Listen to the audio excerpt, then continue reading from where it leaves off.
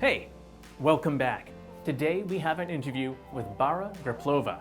Bara is co-chair of WG Energy at the International Association for Trusted Blockchain Applications. The Energy Working Group's mission is to evolve and modernize the global energy sector. Here's the interview.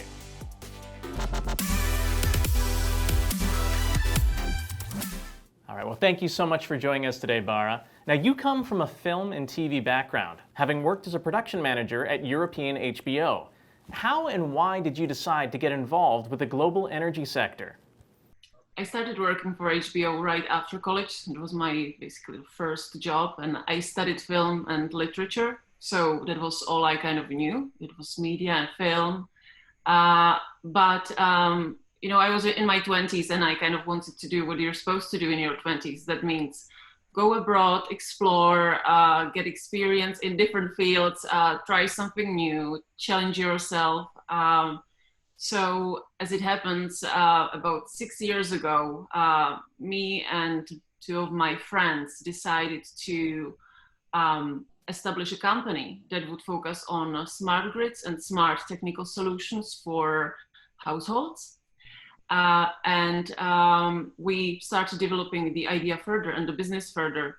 As it also happens, my dad used to have an electrical engineering company back in the Czech Republic, where I am originally from. And he used to help build the energy grid and telecommunications grid when the privatization of the energy sector happened. So out of a sudden, I kind of realized, oh, I'm going in my father's footsteps, and my media background kind of stayed behind as it happens, I find the energy sector very exciting, very challenging, but it gives you a lot of space to express yourself professionally, especially as a woman. Sometimes it can be very interesting in such a male-dominated industry. So you are the co-chair of the Energy Working Group at the INATBA, which stands for the International Association for Trusted Blockchain Applications. Can you tell us a little bit about the working group and its goals to digitize, decentralize, and decarbonize the energy sector? The association, INATBA, it's about 2 years old, and it was initiated by the European Commission because there was a need to explore where and how blockchain is feasible in what sectors. And as you know, blockchain covers all sorts of sectors. So the Energy Working Group is one of 14 working groups, and it's co-chaired by 2 women, as it happens.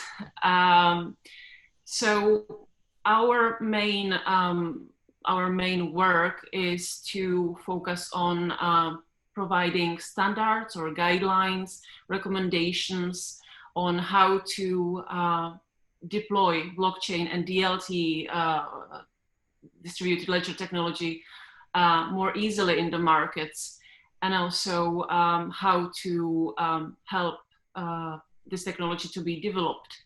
But what's also important, we provide dialogue or a platform for dialogue between the private sector and the governments and the public sector. That's also where a lot of the challenges lie, because the governments or the traditional or policymakers don't always see eye to eye with the private sector, and vice versa, to be honest. So INATBA is supposed to be kind of a free, competition-free space for this dialogue, for information exchange, knowledge exchange, and that's one of the main things we do with the working group. Now, you're also a director at the Future Energy Foundation, which is a founding member of the INATBA. The foundation's vision is to provide the world with universal basic energy through a global energy internet. Can you tell us a little bit about this vision and how the foundation aims to achieve it? Yes, I can. I need to say at the beginning that the vision of the global energy internet is or was started for me through my work for a company called Europa Grid, which I work for still, and which focuses on energy interconnectors. So the aim of the company is to build interconnectors and connect continents, connect countries via these subsea cables. So that's where the idea of the global energy interconnection and energy internet comes from, because the aim is kind of to rewire the planet so that it's interconnected in the energy sense of the word. So with the foundation, that was a natural progression, because we started it with the vision that everyone around the world has their basic right to energy. It's the universal basic right, the same way as you have the right to a shelter, to life, to free speech, etc. So you should have the basic right to energy. So with the foundation, we started looking at how innovative technologies and state-of-the-art technology can help in places and in communities that don't always benefit from the latest technology because it's simply too expensive, or they don't have access to it, or they don't even know how to approach it, how they can use it.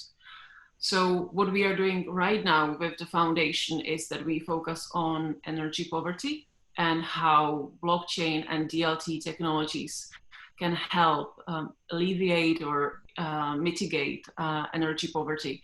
And we focus right now on Central Europe because energy poverty is not a problem only of the poorest developing countries. It's very much a problem of EU countries, America as well, and elsewhere.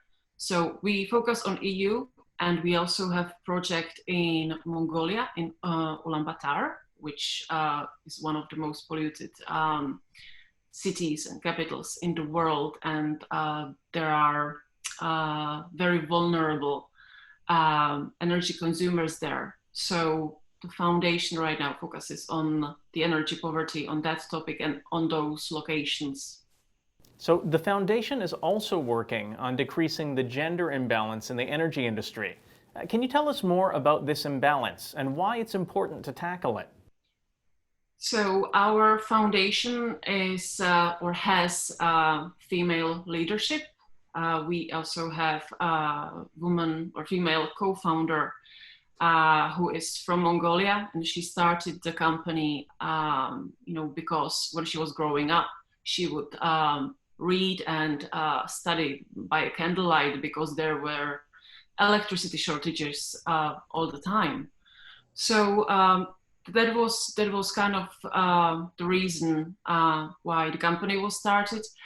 In terms of the gender imbalance or empowerment of women, it's for us within the foundation, it's not about pushing for women to be in certain role or in certain industry.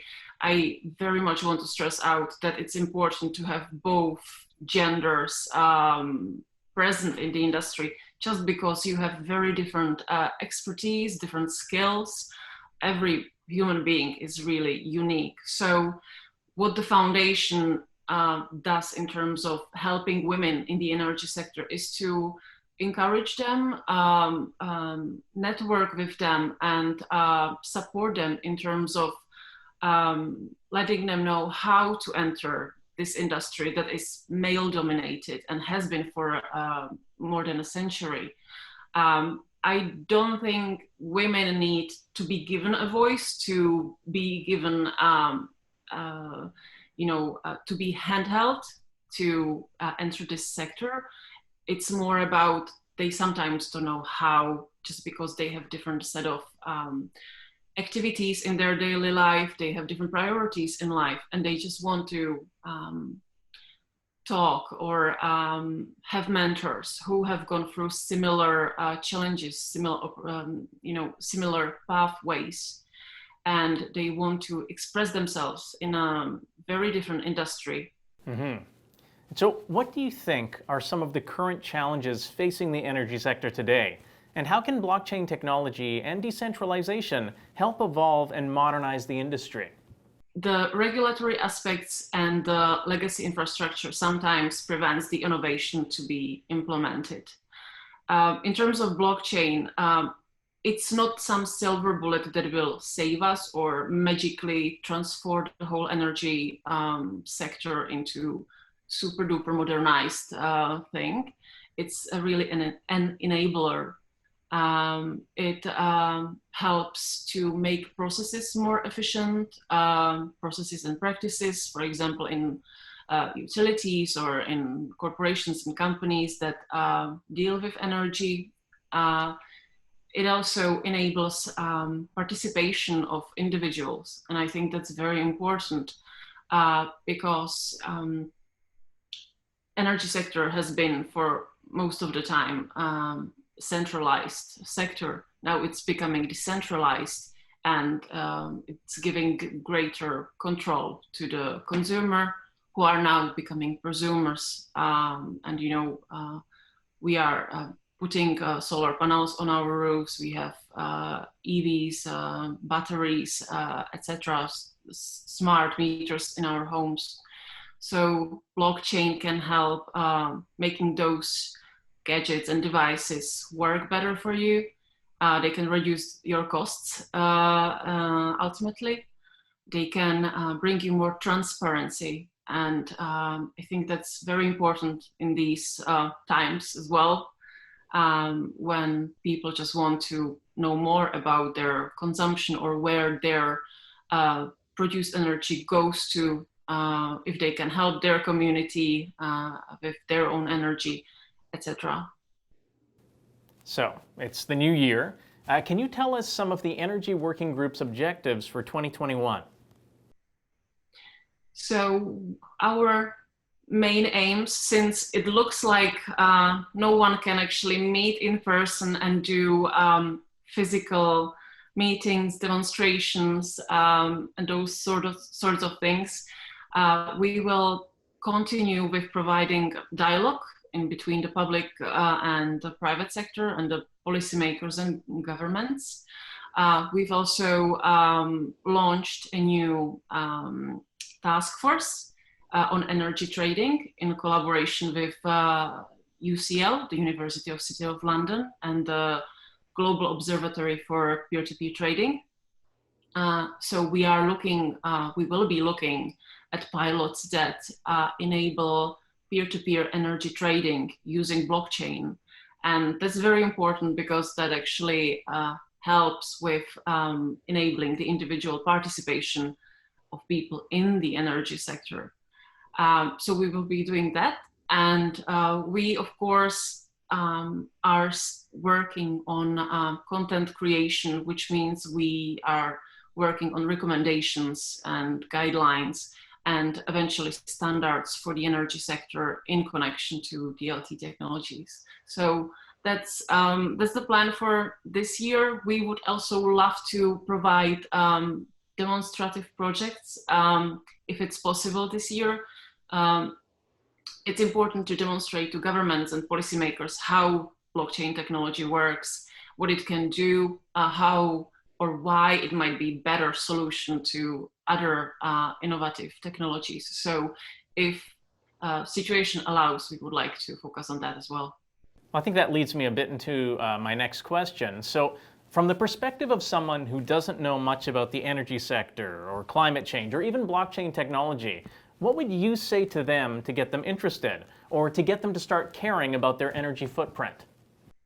I would tell them that energy is life. Energy is not just electricity or something that you charge your phone with. It basically powers up everything. And if the energy system collapses, everything else is sure to collapse.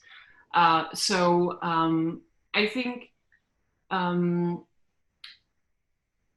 it shouldn't be an obligation for people to be interested in energy. It should either be a privilege, or governments and companies should ensure that it's kind of fun for people to participate at reducing their carbon footprint, or recycle, etc. We live in times where billions of people are gamers, actually. I don't know many people who actually don't have some type of game app on their phone, and they don't, play some type of game for the benefit of, or in order to get some credits for it, to get some virtual money or some type of other benefits. So I think it's a great opportunity for technology and for the energy sector to think of this, and think of people who might not be interested necessarily in climate change and saving environment, but they might be interested in having fun a little bit, or having a sense of purpose in a way that I can do something fun for myself, and it will help my environment, my community, or the generations to come. So I think those are pretty good reasons to think about energy a little bit. Yeah, gamification to change the world. I love it. So we're wrapping up here, but we like to finish off our interviews with a little game of word association. So what I'll do is I'll say a word, and I want you to just respond with the first thing that comes to mind, 2-3 words maximum. So what's the first thing that comes to mind when you hear blockchain? Fun. Climate change. Opportunity. Energy internet. Community. Decarbonization. Health. Decentralization. Everyone. All right, well, we really appreciate you taking the time here to speak with us, Bara. Is there any place that people should go if they want to learn more about you or the projects that you're working on? Absolutely. In terms of the association's work, they can visit the website, www.inatba.org, or of course they can visit our website, thefutureenergyfoundation.com. So I'm always available for any messages if anyone wants to find me on LinkedIn, etc. So those are the channels to use. All right, well, thank you again for taking the time to speak with us, and we really appreciate you being here today. Thank you so much for having me. It was a real pleasure. Thank you. I don't know about you, but I'm feeling pretty lucky to have access to all the energy that I do. Scary to think that it's not deemed a basic human need. Do you have any questions for Bara? Let us know in the comments, and I'll pass them along. Also, a friendly reminder that Solo TV clips are now available on YouTube, Twitter, and Instagram @GoSoloTV. Don't forget to subscribe and hit that notifications bell. See you next time.